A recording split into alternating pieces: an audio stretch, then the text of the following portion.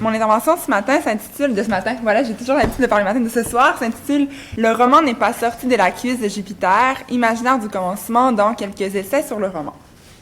Les genres littéraires sont des produits artistiques dont l'origine historique est des plus obscures, affirme Karl Vietard dans un article de 1931, traduit de l'allemand et intitulé « L'histoire des genres littéraires ». Le caractère obscur de cette origine n'est peut-être pas étranger à l'existence de tout un imaginaire des genres littéraires, si bien sûr un tel imaginaire il y a, tel que le postule le titre de notre dernier panel de la journée. Mais, à l'intérieur de l'éventail des genres littéraires, qu'en est-il de l'origine plus précise du roman comme genre? Et si le roman, parmi tous les genres littéraires, et ce n'est là qu'une préposition, avait une origine tout particulièrement obscure, particulièrement incertaine, notamment en l'absence de mythe fondateur unifié? Ne cohabite-t-il pas plutôt, dans la façon commune d'envisager l'histoire du roman, donc aussi bien celle des critiques que celle des écrivains, plusieurs mythes fondateurs, plusieurs origines possibles au genre romanesque? N'y a-t-il pas là un terrain tout à fait propice au déploiement de tout un imaginaire de ce genre littéraire? C'est du moins une proposition que renforcent les travaux de Mme Sophie Badaud, qui, dans son article « Il était plusieurs fois le roman, ou comment les critiques narrent les commencements du roman », s'intéresse à la manière dont plusieurs critiques, notamment Bakhtin, Marthe Robert, Albert Thibaudet, pour ne nommer que ceux-là, posent l'origine du roman et la relatent en des termes éminemment narratifs. Il faut dire que les critiques ne sont pas les seuls à s'intéresser au commencement du roman, loin de là. Les praticiens, c'est-à-dire les romanciers eux-mêmes, lorsqu'ils revêtissent leur sarrau d'historiens du genre romanesque, comme c'est souvent le cas dans le discours extra-romanesque qu'ils tiennent sur leur art, cherchent eux aussi à poser le commencement du roman, comme j'ai pu le découvrir en parcourant le corpus de ma thèse. Ce corpus est celui d'une douzaine d'essais sur le roman, ayant été écrits par des romanciers et publiés en France depuis les années 50 jusqu'aux plus récentes manifestations de cette pratique. Certains titres sont très connus, on peut penser à L'art du soupçon de Nathalie Sarraute ou encore à la triade d'essais de Milan Kundera, alors que d'autres n'ont pas du tout connu la même postérité critique et littéraire, comme par exemple le roman En liberté de Félicien Marceau. Donc, l'essai, et tout particulièrement l'essai sur le roman, étant une forme plus extensive, je dirais, de réflexion sur le romanesque que peuvent l'être par exemple la préface ou la chronique, cette forme apparaît être un lieu à privilégier si l'on s'intéresse à l'imaginaire du genre romanesque du point de vue des praticiens, pour employer à nouveau cette expression de Milan Kundera. Mentionnons qu'à des degrés divers, ces essais ont tous en commun de raconter l'histoire du roman, et là aussi, évidemment en des termes éminemment narratifs, une histoire qui, vous vous en doutez, n'est à peu près jamais la même, mais, et c'est ce qui m'intéresse tout particulièrement, comporte un certain nombre d'épisodes et de traits formels récurrents. Parmi ceux-ci, la porte d'entrée dans cette histoire, la nécessité de poser son commencement. Mon propos ne prendra pas la forme aujourd'hui d'une étude systématique, mais naviguera plutôt et assez librement entre différents essais sur le roman que j'ai sélectionnés. Soit, j'en ai apporté quelques-uns. Donc, Roman du roman de Jacques Laurent, 1977. L'invitation au mensonge, publié un an plus tard, donc 1978, de Gilles Barbedette. En lisant, en écrivant, c'est vraiment un titre avec lequel je triche un peu, puisque c'est plutôt un essai sur la littérature, mais dans lequel il est, disons, largement question du roman. Donc, 1980. Ensuite, nous avons, Les Testaments trahis et Le rideau de Kundera, c'est 93 et 2005. Et le tout dernier, très controversé, L'enfer du roman de Richard Millet. Voilà. Je me pencherai d'abord sur l'importance des récits de commencement du roman, avant de m'intéresser à une forme plus précise qu'ils prennent souvent, la naissance. Nous verrons ensuite qu'au motif de la naissance répond celui de la mort. Et si mon propos jusque-là aura été, de présenter ce motif, de restituer son mouvement, d'en déplier la problématique, dans une sorte de conclusion-synthèse, je vous soumettrai une de mes hypothèses du moment qui m'incite à effectuer un rapprochement entre ce corpus d'essais et une certaine branche de la critique littéraire du tournant du XXe siècle. Donc, première partie, de l'importance de poser le commencement du roman.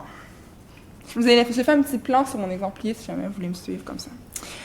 Donc, comme je l'ai dit à l'instant, à peu près tous les essais sur le roman que j'ai eu l'occasion de lire jusqu'à maintenant ont en commun de mettre en scène un moment décisif de cette histoire, poser le commencement, lequel est différent pour chaque romancier essayiste, même si par ailleurs certains d'entre eux partagent ce qu'on pourrait appeler le même père fondateur.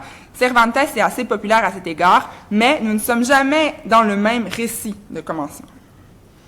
Donc, je propose que nous lisions ensemble, disons en détail, 2 de ces récits de commencement, afin d'en dégager certaines grandes caractéristiques. D'abord, celui de Gilles Barbedette, tiré de l'Invitation au mensonge.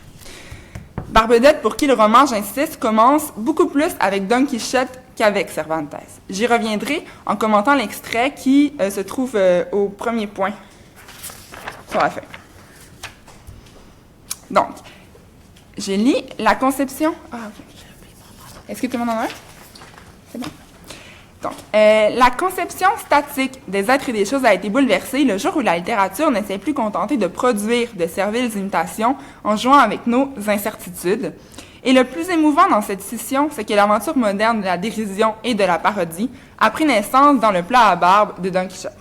Donc, je m'arrête ici pour vous souligner que pour Gilles Barbedette, aventure moderne de la dérision et de la parodie, c'est une expression qu'il utilise souvent et c'est en fait synonyme de roman. Barbedette est un anti-réaliste convaincu, ou plutôt un irréaliste, comme il le dit lui-même. Il milite, du moins dans cet essai, pour une littérature romanesque qui, loin de tenter d'imiter le réel ou de le représenter, se conçoit comme artifice, comme art et comme folie. Deuxième remarque, le roman comme genre, donc, puisque c'est bien de cela dont il est question, prend ici naissance à l'intérieur d'une œuvre avec Don Quichotte le personnage, encore plus qu'avec Don Quichotte l'œuvre, comme en témoigne l'absence d'italique dans la citation. J'ajoute que c'est là, à mon avis, une des caractéristiques premières des histoires littéraires écrites à partir de la perspective praticienne ou indigène, pour employer ici l'expression de Vincent de Banne. Le sort de la littérature, et ici le sort du roman, se joue souvent à l'intérieur des œuvres romanesques elles-mêmes, à l'intérieur de leurs diégèses, à l'intérieur de leurs univers. Sont placés sur le même plan les œuvres, les personnages et les auteurs de ces mêmes œuvres, tous appelés à devenir des acteurs de cette histoire du roman, comme nous le verrons vers la fin de l'extrait. Mais entre-temps, poursuivons-en la lecture. Don Quichotte n'est pas le premier roman moderne de la tradition européenne. Je dis européenne, là je reprends la citation 1 au milieu. Okay. De la tradition européenne. Je dis européenne car trop souvent on oublie, comme le fait Milan Kundera, les splendeurs des romans japonais classiques qui sont antérieurs de 5 siècles au chef-d'œuvre de Cervantes. L'édit de Jani, je ne sais pas si je prononce bien, là, de Madame Murasaki Shikibu, est incontestablement un roman et d'une nature bien plus audacieuse que certaines de nos fables modernes. Et par ailleurs, en dehors des trésors japonais, il nous reste quelques vieux bijoux antiques. L'Andor d'Apulée n'est-il pas aussi un roman? Encore une fois, nous avons trop souvent tendance à accorder un sens restrictif aux origines de notre modernité. Le chauvinisme culturel ou l'ignorance servent parfois de prétexte à de douteuses généalogies littéraires. Je m'arrête un petit peu pour commenter à nouveau. D'abord, poser le commencement du roman devient ici l'occasion de rectifier le propos d'un autre romancier essayiste, Milan Kundera, d'entrer en dialogue avec un autre essai sur le roman. Bien que Barbedette et l'auteur de l'art du roman attribuent au romanesque le même père fondateur, notons qu'il y en a 2 pour Kundera, là, Cervantes et Rabelais, Barbedette donc en profite pour critiquer l'européocentrisme de Kundera et, à l'intérieur d'une simple parenthèse, proposer d'autres commencements au roman, des commencements alternatifs. Barbedette cherche à élargir le domaine du roman, aussi bien sur le plan temporel, en y faisant entrer une œuvre antique comme Apulée, que sur le plan géographique, en y faisant entrer une œuvre japonaise du Xe siècle, comme le dit Gianni. Notons que pour Barbedette, l'histoire du roman est mondiale, peut-être encore plus que chez Milan Kundera, et ce faisant, poser le commencement du roman est déjà l'occasion de le décloisonner, notamment vis-à-vis de la tradition française et plus largement européenne. Reprenons maintenant la lecture de ce récit de commencement qui nous replonge au cœur du roman de Cervantes. Je lis. Don Quichotte est bien autre chose que ce qu'on a dit. Il a commencé avant tout par devenir l'ancêtre du noir ricanement de la littérature irréaliste. Autrefois, les bookmakers donnaient Sancho Panza gagnant. Or, l'évidence impose de dire que le chevalier à la triste figure l'emporte à tous les coups. Ces fantaisies démentes finissent par être la seule réalité de référence pour le fidèle écuyer. C'est pourquoi ce roman marque l'avènement et la toute-puissance du reflet poétique dans la littérature. Fin de la citation. Voilà. Le sort de la littérature et par-dessus tout l'avènement du roman, du moins du roman tel que Gilles Barbedette le conçoit et l'entend, se joue dans la joute qui oppose Don Quichotte à Sancho Panza. La victoire de Don Quichotte, c'est la victoire de la littérature comme excentricité, comme parodie, comme artifice. C'est le triomphe de l'art sur la vie. Bref, tout ce qui caractérise justement la vision du roman de Gilles Barbedette, comme en témoigne d'ailleurs le titre de son essai, Le mensonge romanesque, c'est-à-dire le roman comme mensonge et non comme vérité. Ainsi, nous pouvons d'ores et déjà percevoir en quoi les récits de commencement sont des moments charnières, sinon le moment crucial, des histoires du genre romanesque racontées dans les essais sur le roman. Le commencement est non seulement déterminant pour la suite de chaque histoire, mais il valide une conception du roman plutôt qu'une autre. En ce sens, bien que les essais sur le roman racontent l'histoire du roman en des termes, comme je l'ai dit depuis les débuts, éminemment narratifs, bien qu'ils soient extrêmement métaphoriques, ils sont aussi puissamment rhétoriques. Aussi rhétoriques que le sont par exemple les écrits théoriques de Bakhtin, lorsque le critique fait naître le roman sous le signe du dialogisme et de la polyphonie, ces mêmes caractéristiques étant selon lui le propre du romanesque. En d'autres termes, les récits de commencement, les essais sur le roman inversent les rapports de causalité. C'est en fonction de ce qu'est le roman maintenant que l'on peut poser son commencement, et certains récits portent des traces explicites de cette inversion logique. C'est le cas du récit de commencement raconté par Jacques Laurent dans Roman du roman, et celui-ci nous servira de deuxième exemple. Donc c'est le point 2 sur l'exemplier. Je lis. Après l'écroulement du monde antique, plus de romans. D'abord une salade mixte où les accès d'autorité s'harmonisent férocement avec les accès d'anarchie. La loi des armes et le jugement de Dieu. Quand la littérature réapparaît, elle est retombée au niveau épique. Romans de chevalerie, romans courtois, romans bretons, ces romans ne peuvent pas être pris au pied du mot. Déclamés par les troubadours ou par les trouvères, appréciés dans les cours d'auberge par les pèlerins ou par les dames dans leurs châteaux, ils charriaient par les éléments du roman auxquels l'époque ne permettait pas de prendre forme. Car c'est parce que nous savons ce que devait être le roman que nous pouvons en trouver les origines dans la poésie occitane, dont le Finéamore, influencé par l'inspiration arabo-andalouse, élabore un code amoureux qui inspirera à contre-cœur Chrétien III. Et dans les poèmes occitans, un code amoureux fait pour Stendhal. Mais le roman médiéval reste soumis à une conception conventionnelle et bien établie de la vie qui lui ferme l'accès au roman. Donc, quelques remarques sur ce début de récit du genre romanesque. Nous aurons la suite tout à l'heure. D'abord, Jacques Laurent choisit de raconter ce commencement par la négative, d'établir ce qui n'est pas le commencement du roman, en l'occurrence le roman de chevalerie. On se retrouve donc dans un récit de commencement qui se distingue nettement de celui de Barbedette, en ce que celui-ci cherche à exclure plutôt qu'à inclure. Laurent oppose en quelque sorte le faux commencement, le roman de chevalerie, à sa véritable origine, la poésie occitane, posant ainsi, et un peu paradoxalement, l'origine du genre romanesque dans un autre genre. Mais Jacques Laurent n'est pas le seul à faire cela. Chez les critiques, Bakhtin, pour reprendre cet exemple, tire l'origine du roman du dialogue socratique et de la satire, et cela montre bien d'une certaine façon à quel point l'imaginaire des genres est interrelié. Si le roman de chevalerie ne peut être considéré comme roman, selon Jacques Laurent, c'est que les conditions pour que le roman existe ne sont pas encore réunies. Ces conditions, nous l'apprenons plus loin, sont celles de la sortie du mythe, de la tombée des certitudes religieuses, du délaissement de l'imaginaire merveilleux, etc. Or, dans l'extrait, cette impossibilité socio-historique et culturelle se traduit en termes spatiaux. En effet, parce qu'à l'époque médiévale, les éléments du roman, pour employer son expression, sont ballottés ici et là, tout comme le sont entre quête et errance les personnages que le roman de chevalerie met en scène. Et à ce sujet, je vous renvoie aux travaux de Normand Doiron sur les modes de déplacement dans l'espace à travers les divers âges de la littérature. Le roman, donc, charrié ici et là, ne peut prendre forme et ne peut se constituer en tant que genre. Encore une fois, nous nous retrouvons devant un récit de commencement, et par extension une histoire du roman, où le roman, en tant que genre, semble prendre pied à l'intérieur des œuvres elles-mêmes. Nous pouvons d'ores et déjà voir se profiler le type de personnification qu'opèrent les essais sur le roman, et c'est ce qui nous mène vers mon deuxième point, donc le motif de la naissance.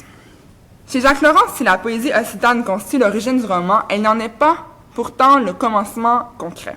Jacques Laurent identifie deux commencements au roman situés à des siècles d'intervalle, à travers des œuvres, soit La Princesse de Clèves et le Satyricon, et ces commencements sont pensés, sans surprise, sous le motif de la naissance, motif qu'empruntent plusieurs romanciers du corpus.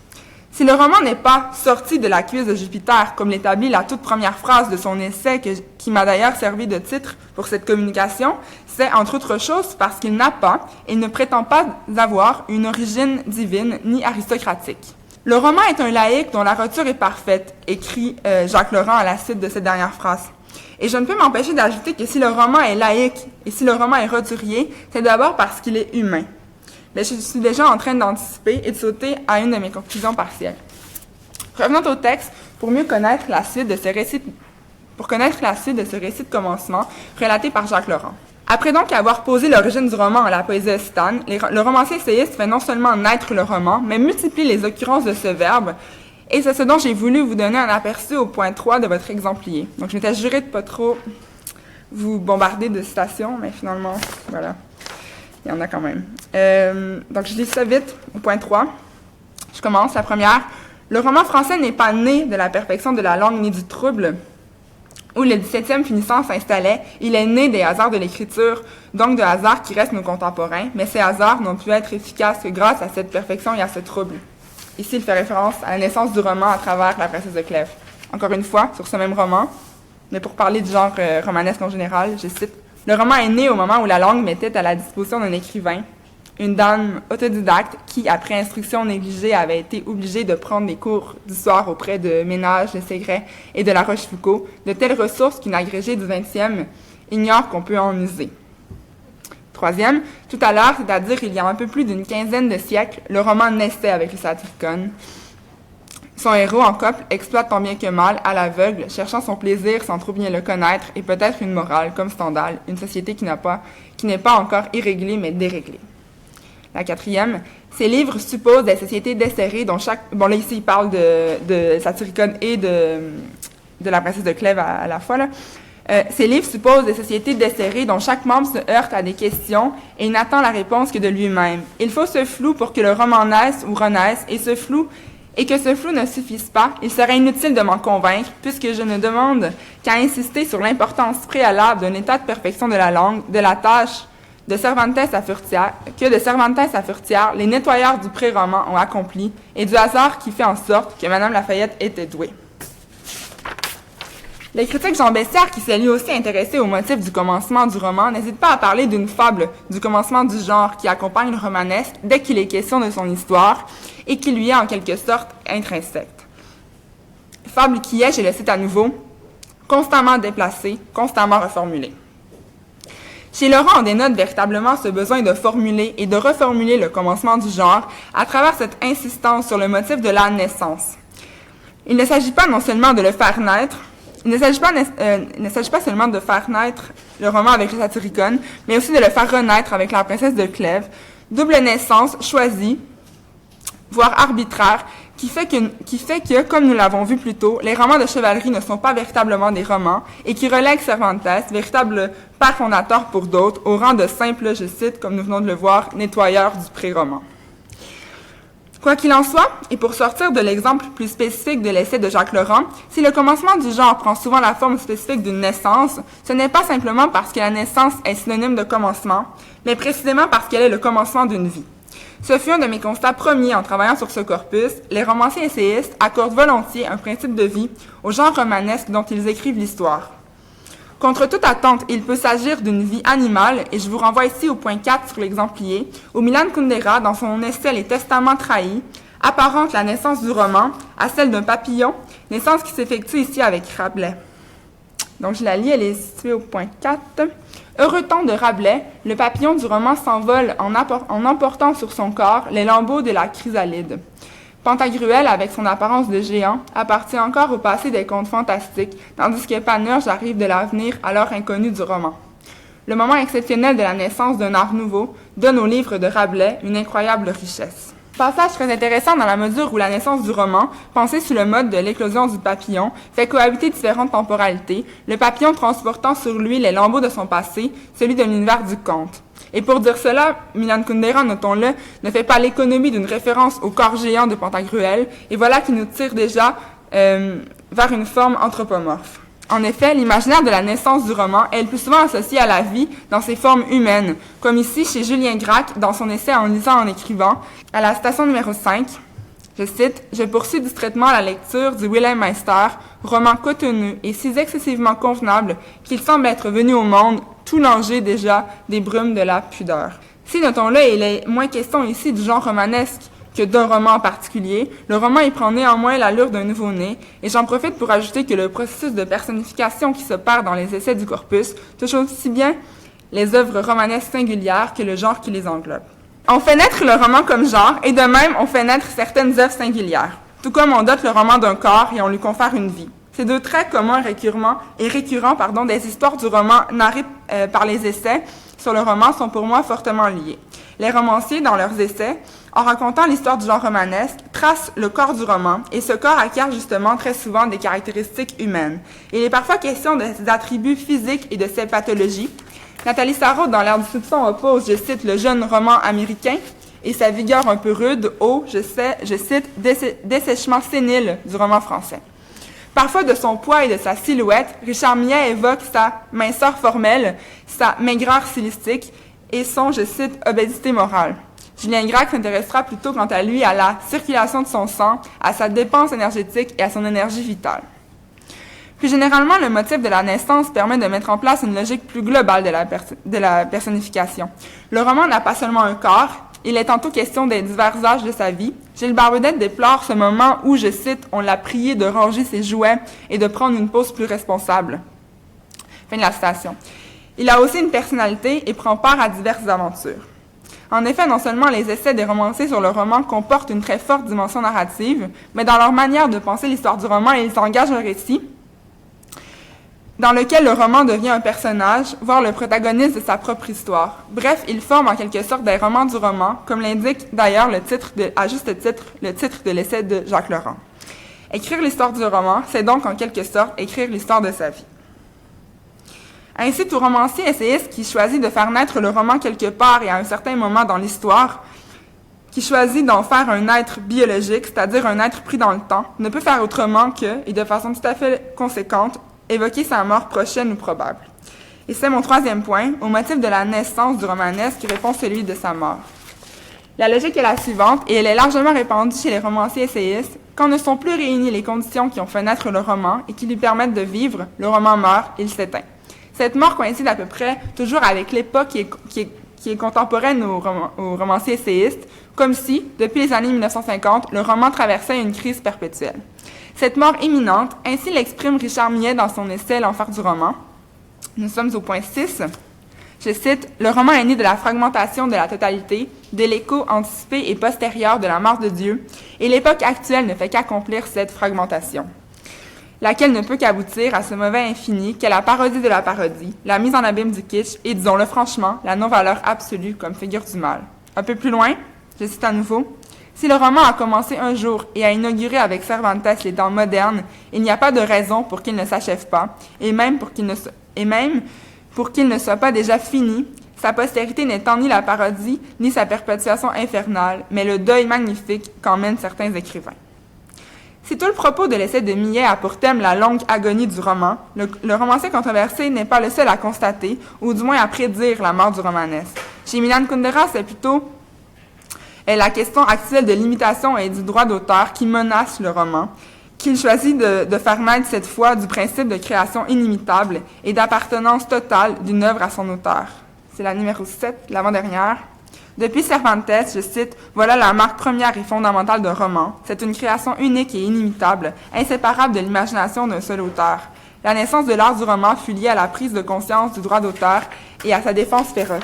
Le romancier est le seul maître de son œuvre, il est son œuvre, il n'en fut pas toujours ainsi, il n'en sera pas toujours ainsi, mais alors, l'art du roman, l'héritage de Cervantes, n'existera plus. » Enfin, chez Jacques Laurent, les dangers actuels qui mettent en péril le roman sont si nombreux qu'il n'est guère plus possible de les compter sur le doigt de la main. Et c'est mon dernier extrait, il porte le numéro 8. Je cite, « Le roman peut mourir. Au début du premier millénaire, il n'est apparu que pour s'évanouir. » Je vais m'arrêter ici pour la citation. Je ne lirai pas complet. Bon, juste le mot « ressusciter » qui m'intéresse. Ressusciter à travers le Picaresque et la princesse de Clèves, il n'a guère que 3 siècles d'existence. Je vais conclure maintenant en soulignant que Jacques Laurent n'imagine pas simplement le roman disparaître, il imagine précisément mourir. Il parle aussi, nous venons de le lire, d'évanouissement, de résurrection, et pour moi, l'usage de tous ces termes reliés à la vie n'est pas anodin. En effet, j'aimerais vous soumettre une de mes hypothèses de travail qui demeure extrêmement embryonnaire pour l'instant. Le devenir vivant du roman qui s'opère dans les essais sur le roman ayant été écrits par des romanciers, ce devenir vivant qui rime souvent avec personnification et anthropomorphisation, ce devenir vivant, donc, qui met en évidence le motif de la naissance et son corollaire, comme j'ai tenté de le montrer, celui de la mort, rapproche ce corpus, somme toute, assez contemporain et l'imaginaire qu'il déploie d'une certaine branche de la critique littéraire du début du 20e siècle. Plus précisément, je pense à la critique littéraire évolutionniste, dont Ferdinand Brunetière, avec son évolution des genres littéraires dans l'histoire de la littérature française, est le grand représentant. Pour Brunetière, qui entreprend d'importer les grandes lignes de la théorie darwinienne de la sélection naturelle pour expliquer l'histoire de la littérature française, les genres ont une vie propre, ils naissent et meurent, ils évoluent, se transforment. Ils ont différents stades de vie, enfance, âge adulte, vieillissement, décadence, mort. Ils ont une existence à la fois sur le plan de l'espèce et sur le plan individuel. Sa théorie, comme le dit Jean-Marie Schaeffer, représente, je cite, l'aboutissement du paradigme biologique dans la conception du genre littéraire. Fin de la citation. Paradigme qui, notons-le, englobait déjà Aristote qui traitait déjà le genre littéraire comme un être naturel et qui englobera quelques années plus tard Bakhtin qui partage aussi cette vision évolutionniste et n'hésite pas à parler de la vie même du genre. Et je vous renvoie ici au chapitre 4 de sa poétique de Dostoïevski.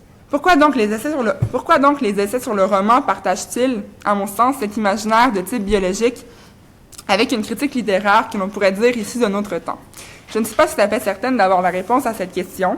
L'idée, bien sûr, n'est pas de dire que ceux-ci ont lu Ferdinand de Brunetière, loin de là, mais plutôt de pointer le fait que subsiste peut-être quelque chose de cette logique jugée par certains scientistes et dépassée, surtout dans le cas de Brunetière, dans la façon d'envisager le genre littéraire. Ce lien réside peut-être dans le fait que le paradigme évolutionniste cherchait à expliquer la littérature par elle-même, c'est-à-dire en contournant l'histoire littéraire traditionnelle qui misait énormément sur le contexte et la vie des auteurs. C'est assurément une des visées des histoires littéraires alternatives du genre romanesque qui se déploie dans les essais sur le roman, car attribuer une vie au genre, c'est aussi l'autonomiser, le libérer et ouvrir les possibles de l'imaginaire.